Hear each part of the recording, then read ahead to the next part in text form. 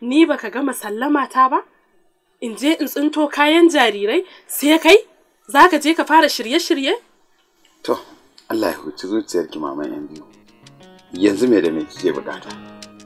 Ina so na fara sayan kayan robar ruwa na kayan wankan jarirai da sauran tarkacen da ba za a rasa ba.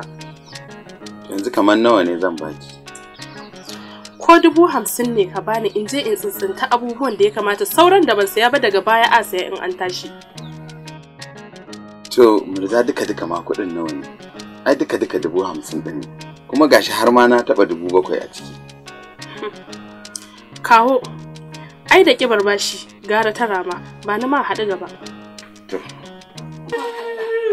Wayo dodo ba fa mu boye ni. Dodo.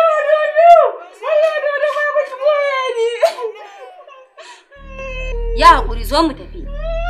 Dama kun san tana nan ne? Yanzu muke a saman hanya wata mata ta gaya mana cewa kai ka taho da ita nan ganin wasu yara na neman su tura ta. Amma fi sabidillahi kun san tana cikin wannan halin ya za a yi ku barta ita kadai. A'a ba mu sani ba mun je gidan uwar ɗakin babar Yawali muna dawo muka iske ita ma ta fita. To yanzu dai gashi nan ku ja ta ku tafi da ita dan Allah. Ku ja ta ku tafi.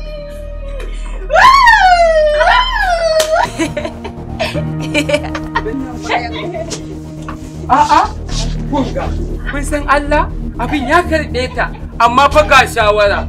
Wallahi, tallahi, idan magana ya dawo kunne na, sakayyan bai zai yi kyau ba. Ke kuma, yau kashinki ya bushe. Yanzu nan ba an jima ba bale gobe, sai na fasa tayan wallahi.